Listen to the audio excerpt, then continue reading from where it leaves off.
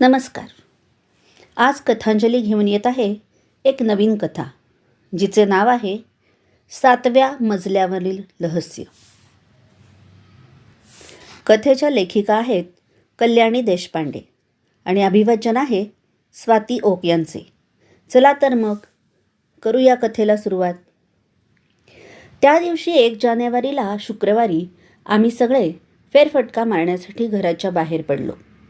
अर्ध्या रस्त्यात असताना माझा फोन खणखणला. हॅलो राघव. हां बोला इन्स्पेक्टर नाईक. तू जिथेही असशील तिथून त्वरित मी पाठवलेल्या पत्त्यावर ये. आल्यावर मी सांगतो सविस्तर. ठीक आहे सर, येतो मी लगेच. काय झालं? नवीन केस आहे वाटतं, रत्नेश म्हणाला. हो, मला निघायला हवं. तुम्ही सगळे लंच करून घ्या. माझी वाट पाहू नका. हो हो, ते तर आलंच ओघानं, विघ्नेश म्हणाला. मी त्वरित इन्स्पेक्टर नाईक यांनी पाठवलेल्या पत्त्यावर पोहोचलो. सप्तसूर नावाच्या एका बिल्डिंगभोवती खूप लोक जमा झाले होते. दुरून इन्स्पेक्टर नाईक फोनवर बोलत असताना दिसत होते. मी इन्स्पेक्टर नाईकाच्या शेजारी जाऊन उभा राहिलो. एक माणूस रक्ताच्या थारोळ्यात खाली पडला होता. पोलिसांनी त्याच्याभोवती खडूने आखले होते. आजूबाजूला 5-50 लोक जमले होते. राघव, बरं झालं तू लवकर आलास, इन्स्पेक्टर नाईक म्हणाले. काय झालं सर? हा माणूस इथे कसा काय पडलाय?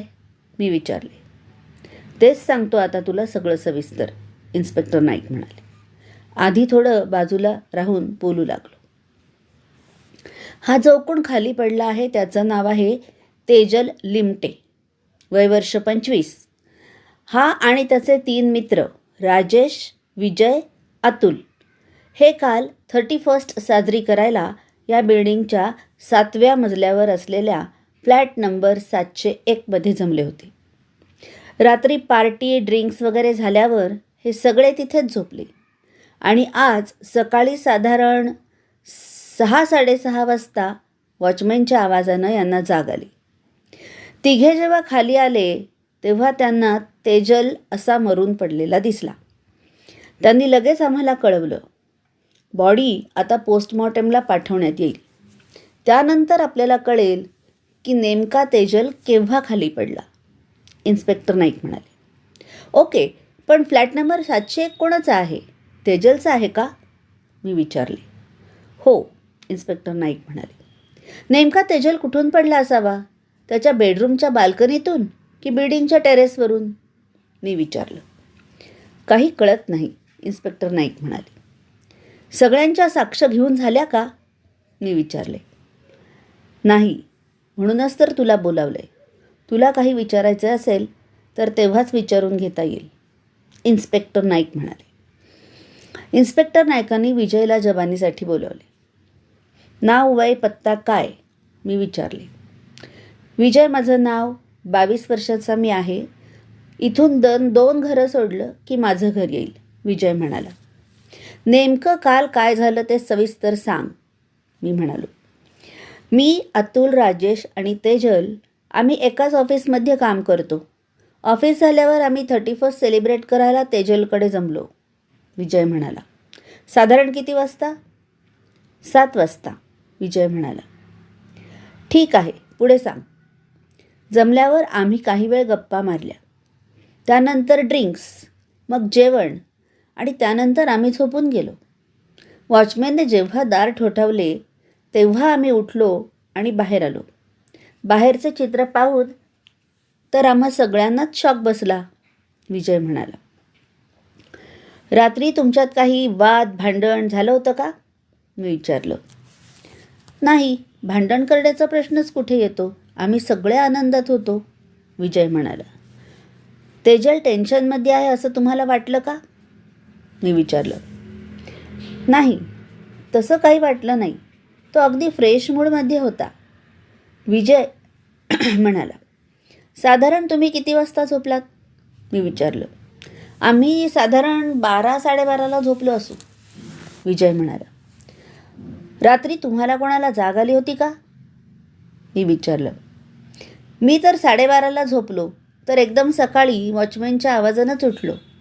इतरांचं मला माहिती नाही, विजय म्हणाला. ठीक आहे, आता तू जा आणि अतुलला आत पाठव चौकशीसाठी. काहीही काम पडलं तर तुला पोलीस स्टेशनला कधीही यावं लागेल, हे लक्षात असू दे, मी म्हणालो. हो हो, नक्की, मी तुम्हाला पूर्ण सहकार्य करेन, विजय म्हणाला. ये अतुल, मी तुला काही प्रश्न विचारणार आहे. त्याचे सगळे खरे उत्तर तू देशील अशी अपेक्षा आहे, मी म्हणालो. हो सर, मी तुम्हाला मला जे माहिती आहे ते सगळं सांगेन, अतुल म्हणाला. अतुलने सुद्धा विचारलेल्या प्रश्नांची सविस्तर उत्तरं दिली. विजयने जे सांगितलं तेच अतुलनंही सांगितलं. त्यानंतर इन्स्पेक्टर नायकांनी राजेशला चौकशीसाठी बोलावलं. बोल राजेश, काल काय काय घडलं? तुम्ही कोण कोण जण इथे होतात? मी विचारलं. आम्ही 4 संध्याकाळी जमलो. ड्रिंक्स, जेवण, गप्पा यामध्ये वेळ कसा निघून गेला हे आम्हाला कळलंसुद्धा नाही. साधारण 12-12:30ला आम्ही झोपून गेलो आणि नंतर वॉचमॅनच्याच आवाजाने आम्ही सगळे जागे झालो, राजेश म्हणाला.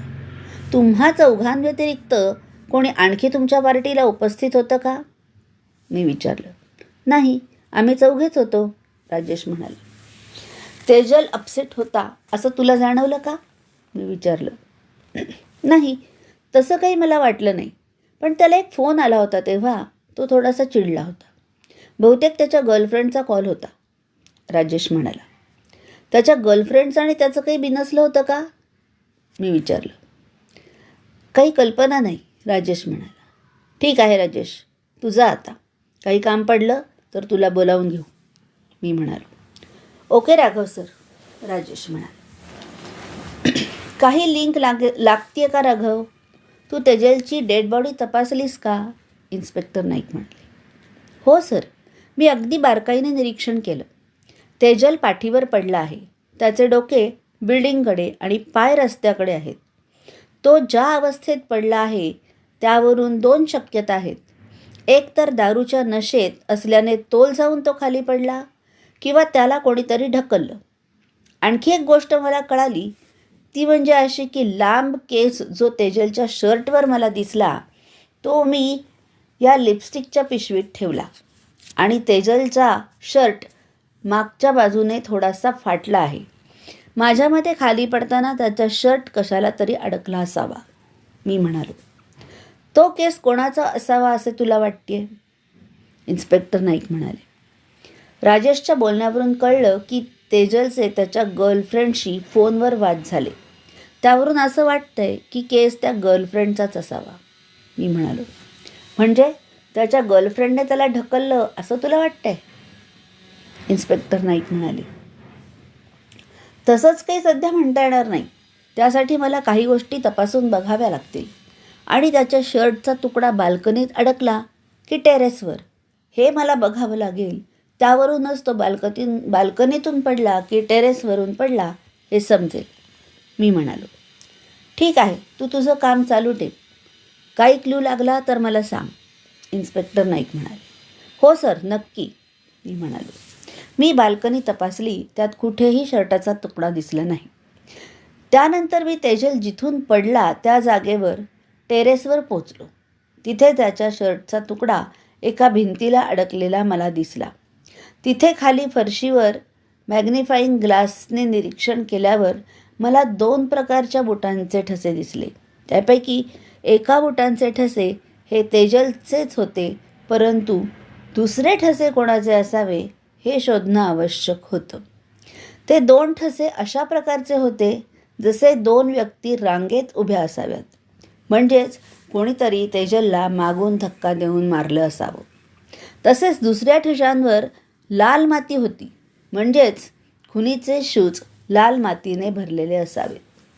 लाल मातीने भरलेले शूजचे ठसे पुसट होत होत खाली तेजलच्या फ्लॅटच्या दिशेने जाताना दिसत होते.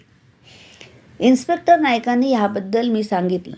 एव्हाना तेजलच्या गर्लफ्रेंडला बोलवण्यात आलं. तिला खूप मोठा धक्का बसला. समोरचं दृश्य बघून तिचे अश्रूच थांबले नाही. तेजल कसा काय पडला? काल रात्री आमचं बोलणं झालं होतं फोनवर. तेव्हा तर तो ओके होता. मग अचानक काय घडलं की त्याने सुसाईड केलं? सांगा मला कोणीतरी, तेजलची गर्लफ्रेंड जेनी म्हणाली. सर्वात आधी तुम्ही शांत व्हा मॅडम. मला काही प्रश्न विचारायचे आहेत तुम्हाला. मी म्हणालो. मला थोडं पाणी मिळेल का? हे घ्या मॅडम पाणी. पाणी पिऊन घ्या आणि सविस्तरपणे माझ्या प्रश्नाचं उत्तर द्या. मी म्हणालो. हो, मला जेही माहीत असेल त्याचे मी उत्तर देईन, जेनी म्हणाली. तुम्हाला आता बरं वाटतंय का? मी विचारलं. हो, तुम्ही विचारा प्रश्न, जेनी म्हणाली. मला सांगा की शेवटी तुम्ही तेजलला केव्हा भेटलात? मी विचारले. आम्ही काल दुपारीच भेटलो, तेव्हा त्याचा मूड चांगला होता, जेनी म्हणाली. रात्री तुमचा त्यांच्याशी संवाद झाला का? मी विचारले. नाही, वाद असा काही झाला नव्हता, जेनी म्हणाली. तुम्ही खरं बोलता तसे मी गृहीत धरतो, मी म्हणालो. हो, मी खरंच सांगते, जेनी म्हणाली. ठीक आहे, मला तुमचे शूज बघायचे आहेत, मी म्हणालो. माझे शूज? ते का बरं? तुमचा अजूनही माझ्यावर संशय आहे का? जेनी म्हणाली. कसं असतं मॅडम, जोपर्यंत खरा गुन्हेगार मिळत नाही तोपर्यंत सगळ्यांवरच संशय असतो. शूज तपासणे हा चौकशीचा एक भाग आहे. त्यात तुम्ही सहकार्य केलेत तर बरं पडेल अशी माझी अपेक्षा आहे, मी म्हणालो. ते ठीक आहे, पण इतरांचे शूजसुद्धा तुम्ही तपासा, जेनी म्हणाली. सगळ्यांचे शूज तपासून झाले आहेत. आता फक्त तुमचेच शूज तपासायचे राहिले आहेत. मी मुद्दामच खोटं सांगितलं. ठीक आहे, मला शूज दाखवायला काहीच प्रॉब्लेम नाही. कर नाही त्याला डर कशाला? हे बघा माझे शूज, जेनी म्हणाली. मी जेनीचे शूज बघितले, पण ते मी बघितलेल्या ठशांशी जुळत नव्हते. मी तिला जायला सांगितलं. जाण्याआधी ती मला म्हणाली, राघव सर, काहीही करून माझ्या तेजलच्या मारेकऱ्याला शोधून काढा, प्लीज. काळजी करू नको, गुन्हेगार लवकरच सगळ्यांच्या समोर येईल. मी म्हणालो. मी अतुल, राजेश आणि विजय तिघांचेही शूज बघितले, पण ते त्या ठशांशी जुळत नव्हते. नेमके कोणी तेजलला ढकलले हे कळत नव्हतं. सॉरी, मी अशीच कुंडी परत आणून ठेवेन, मी म्हणालो. तशीच कुंडी आणणे तुम्हाला जमणार नाही सर, अतुल म्हणाला. का? मी म्हणालो.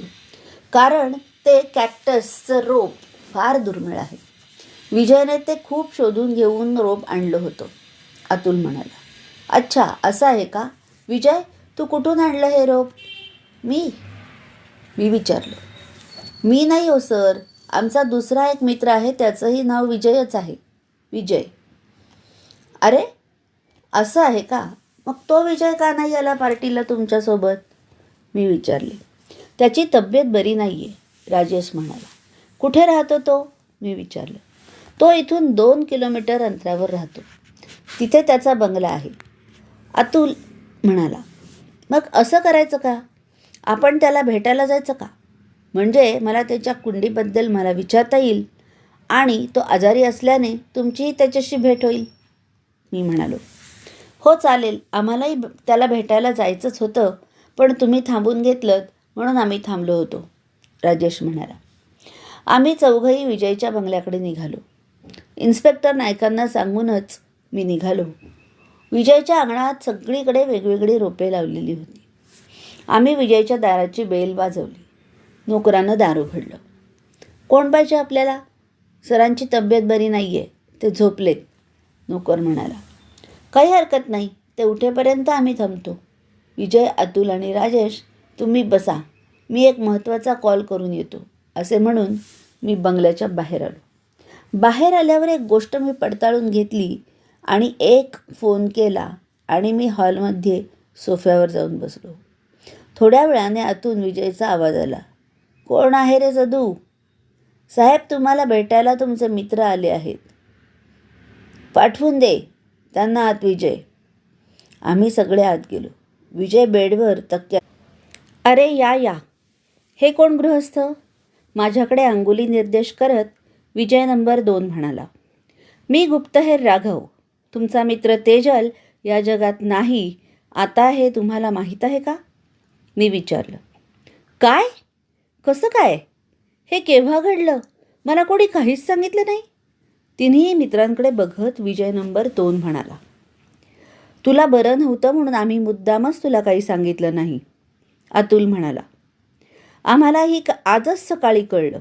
आम्ही अजूनही त्या धक्क्यात आहोत, राजेश म्हणाला. मला कोणी सविस्तर सांगेल का? विजय नंबर 2 म्हणाला. त्यावर तिन्ही मित्रांनी त्याला सगळं सविस्तर कथन केलं. बाप रे, I am shocked, Vijay number 2 म्हणाला. हे तर काहीच नाही, तुम्हाला अजून एक शॉक बसणार आहे. पण त्याआधी मला तुम्ही तेजलला दिलेले निवडुंगाचे रोप कोठून आणलेत ते सांगाल का? मी विचारले. अहो, ते मी केरळवरून आणलं होतं. खूप दुर्मिळ रोप आहे ते. पण त्याबद्दल आपण का विचारता आहात? विजय नंबर 2 म्हणाला. अरे, माझा चुकून त्या कुंडीला धक्का लागून ती खाली पडली. मला त्या जागी तसेच रोप आणून ठेवायचं होतं म्हणून मी विचारलं, मी म्हणालो. अच्छा, बरं, आता तुम्ही मला आणखी एक शॉक बसण्याबद्दल बोलले, त्याचं काय? विजय नंबर 2 म्हणाला. हो, सांगतो ना, घाई काय आहे?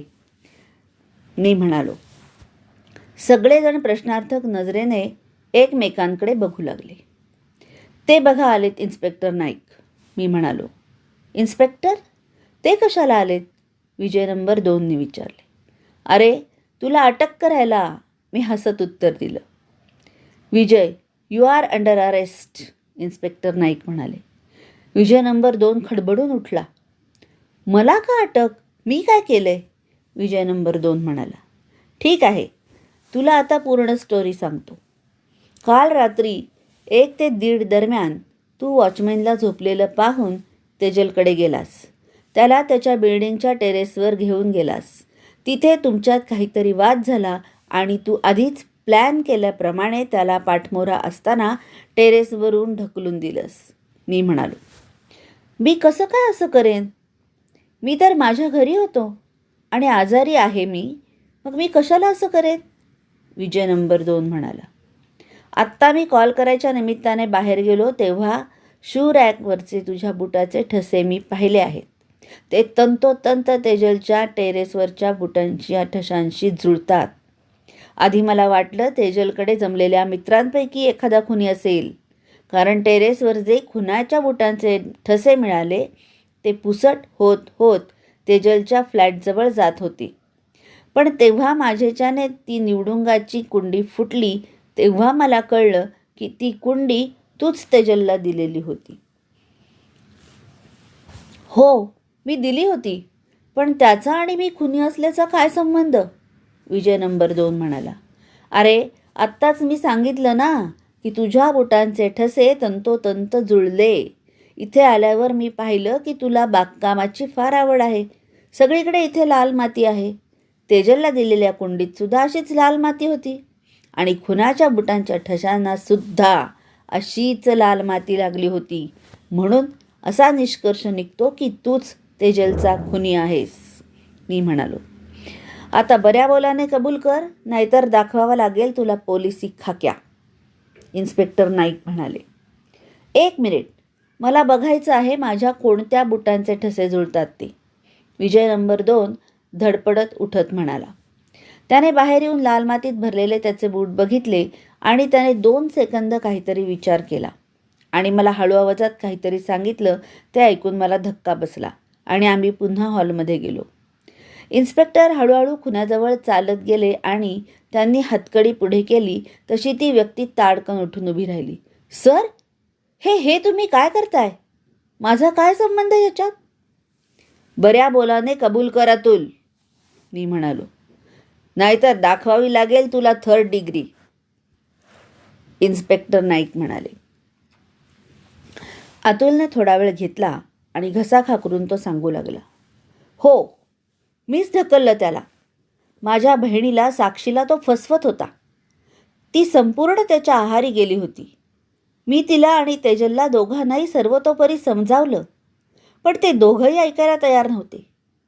जेव्हा माझ्या बहिणीने ॲबॉर्शन करण्याची वेळ आली तेव्हा मी ठरवलं की आता तेजलला संपवल्याशिवाय हा प्रश्न सुटणार नाही. म्हणून मी सगळे झोपल्यावर तेजलला काहीतरी महत्त्वाचे सांगायच्या निमित्ताने टेरेसवर बोलावलं आणि तो बेसावत पाठमोरा असताना त्याला ढकलून दिलं. पण तुम्हाला कसं काय माझ्यावर संशय आला?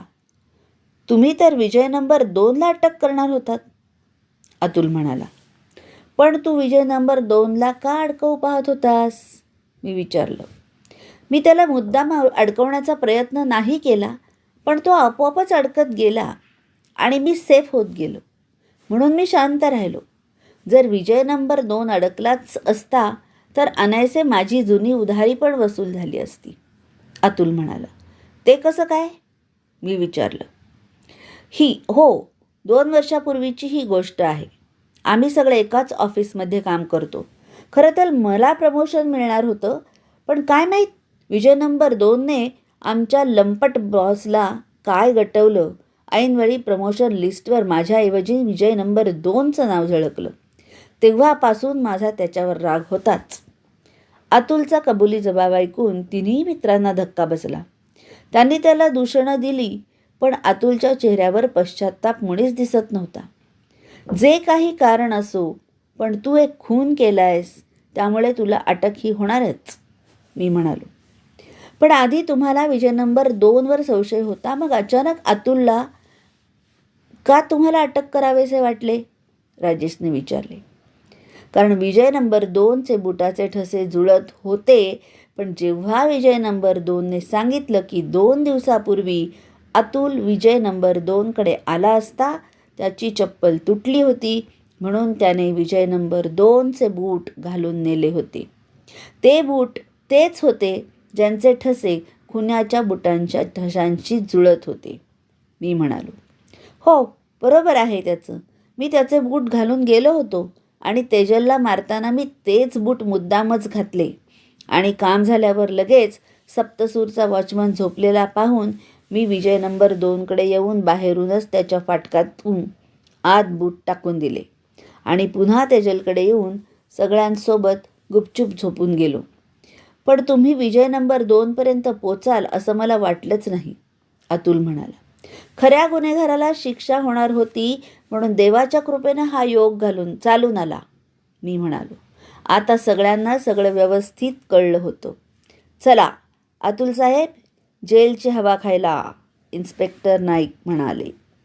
धन्यवाद.